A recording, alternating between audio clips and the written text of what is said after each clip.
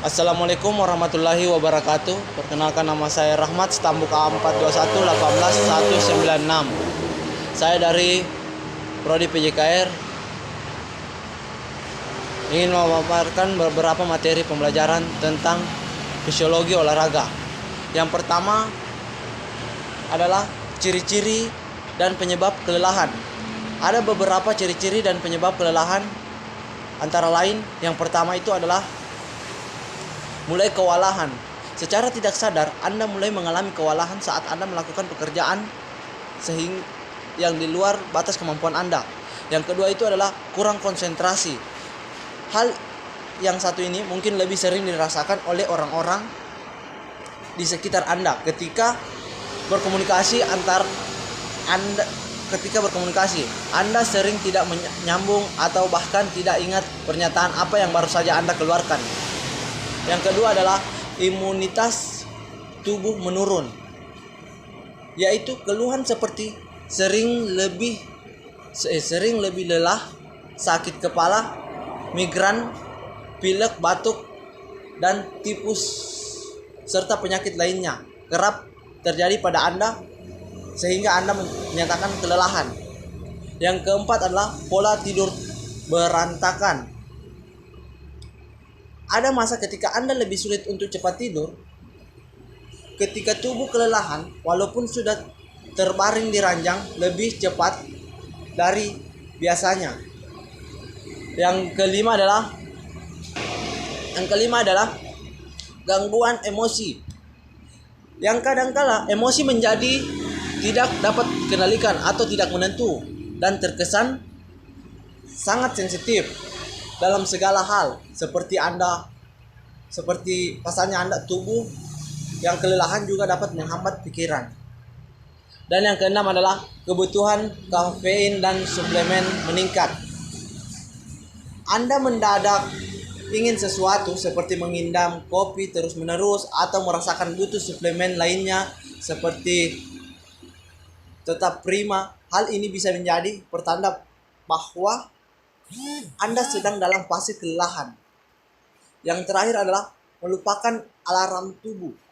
Yang dimaksud melupakan alarm tubuh adalah selalu punya alarm guna mengetahui kapan tubuh sedang dalam kondisi kurang prima, badan terasa lemas, meriang, dan pegal-pegal. Dengan alasan yang tidak jelas merupakan alarm. Saat tubuh sedang kelelahan, itu yang dinamakan alarm. Materi yang kedua adalah kesalahan latihan. Ada 7 kesalahan yang dijelaskan oleh Kavelin di dalam materinya. Antara lain, yang pertama adalah mengabaikan nutrisi. Yang kedua, angkat beban terlalu cepat. Yang ketiga, mengabaikan mobilitas dan fleksibilitas. Yang keempat, terjebak dalam rutinitas. Yang kelima, terlalu fokus pada repetisi atau pengulangan gerakan. Yang keenam, latihan kurang menantang. Dan yang terakhir adalah mencari hasil yang instan. Itu adalah beberapa 7 kesalahan dalam latihan. Materi yang ketiga adalah beberapa bentuk kelelahan. Terdapat 2 jenis kelelahan, yaitu kelelahan otot dan kelelahan umum. Kelelahan otot merupakan tremor pada otot atau perasaan nyeri pada otot. Sedangkan kelelahan umum ditandai dengan berkurangnya kemampuan untuk bekerja. Sedangkan kelelahan umum ditandai dengan kekurangannya kemampuan untuk bekerja yang disebabkan oleh monotoni pekerjaan yang sifatnya menonton, intensitas, dan lamanya kerja fisik. Kelelahan mengklasifikasikan kelelahan ke dalam 7 bagian, yaitu yang pertama adalah kelelahan visual, yaitu meningkatkan kelelahan mata seperti menonton terlalu banyak. Yang kedua adalah kelelahan tubuh secara umum, yaitu kelelahan akibat beban fisik yang berlebihan. Yang ketiga adalah kelelahan mental, yaitu kelelahan yang disebabkan oleh pekerjaan mental dan intelektual. Yang keempat adalah kelelahan syaraf, yaitu kelelahan yang disebabkan oleh tekanan berlebihan pada salah satu bagian sistem psikomotor, seperti pada pekerjaan yang membutuhkan keterampilan seperti menendang bola. Yang kelima adalah pekerjaan yang bersifat menonton. Dan yang keenam adalah kelelahan kronis, yaitu kelelahan yang diakibatkan akumulasi efek jangka panjang seperti terlalu banyak berpikir. Dan yang terakhir adalah kelelahan sikardian, yaitu bagian dari ritme siang malam dan memulai periode tidur yang baru. Sampai saat ini masih berlaku dua teori tentang kelelahan otot, yaitu teori kimia dan teori saraf pusat. Teori kimia menjelaskan bahwa terjadi kelelahan adalah akibat yang berkurangnya cadangan energi yang meningkatnya sisa metabolisasi sebagai penyebab kehilangan efisiensi otot. Materi yang keempat adalah sifat kelelahan. Yang keempat adalah sifat kelelahan. Menurut sifatnya, kelelahan dapat dibagikan menjadi dua kelompok, yaitu kelelahan secara individu atau kelelahan menurut secara kelompok. Secara individu, yaitu olahraga yang sering dilakukan di setiap saat seperti lompat jauh, lari, berjalan, jalan cepat, yang menyebabkan terjadinya kelelahan secara terus-menerus berdasarkan sifatnya. Kelelahan kelompok yaitu kelelahan yang didapatkan dengan adanya kerjasama atau kerja tim, seperti bermain bola, bermain voli, serta olahraga lainnya. Materi yang kelima adalah solusi mengatasi kelelahan kerja, yaitu mengelola kelelahan kerja bisa dilakukan oleh setiap individu atau secara terorganisasi. Tujuannya adalah meningkatkan kinerja individual melalui pemulihan kondisi fisik atau mental secara individu bisa dilakukan dengan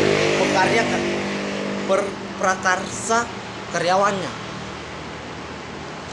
Sementara itu, mengatasi kelelahan kerja oleh setiap perusahaan dapat dilakukan dengan langkah-langkah sebagai berikut. Yang pertama, melakukan analisis kinerja para karyawan dan organisasinya.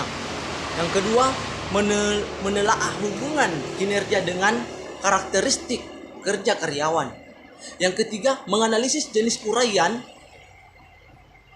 kerja dan beban kerja hubungan dengan kinerjanya. Yang keempat, menyusun program peningkatan kinerja, khususnya subprogram mengurangi kelelahan kerja, termasuk menentukan beban kerja optimal dan membangun lingkungan kerja yang nyaman. Yang kelima, melaksanakan program peningkatan kinerja secara teratur. Dan yang terakhir, mengevaluasi keberhasilan pelaksanaan program dan kinerja karyawan atau organisasi. Yang kelima adalah materi yang keenam adalah membuang asam laktat dari darah.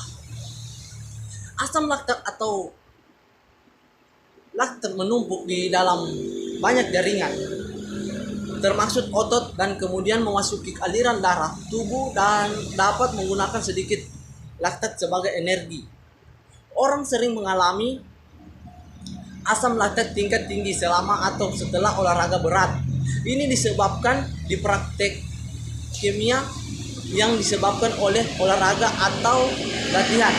Penumpukan asam laktat bisa berbuat otot terasa pegal atau lelah. Biasanya hati akan memecah kelebihan laktat di dalam darah. Beberapa kondisi kesehatan dapat meningkatkan produksi asam laktat atau mengurangi kemampuan tubuh untuk membersihkan laktat dari darah. Hal ini dapat menyebabkan penumpukan laktat yang lebih parah, oleh dokter disebut sebagai asidosis laktat. Beberapa cara untuk mencegah hipertokemia pada otot atau pembuangan laktat dalam otot. Yang pertama adalah minum banyak air. Yang kedua, menarik nafas dalam. Dan yang ketiga, mengurangi intensitas latihan. Materi yang terakhir atau materi ketujuh adalah pemulihan cadangan otot. Pemulihan cadangan otot bukan wacana kosong. Fase pemulihannya menjadi fase yang sangat penting dalam latihan fisik karena fase ini membantu tubuh untuk pulih dari kelelahan otot dan kerusakan sel akibat latihan. Namun, sebelum diketahui dulu apa yang terjadi pada tubuh dalam proses tersebut. Cukup sekian video dari saya, lebih dan kurangnya mohon dimaafkan. Burung Irian, burung cendrawasih. Cukup sekian dan terima kasih. Salam olahraga. Jaya!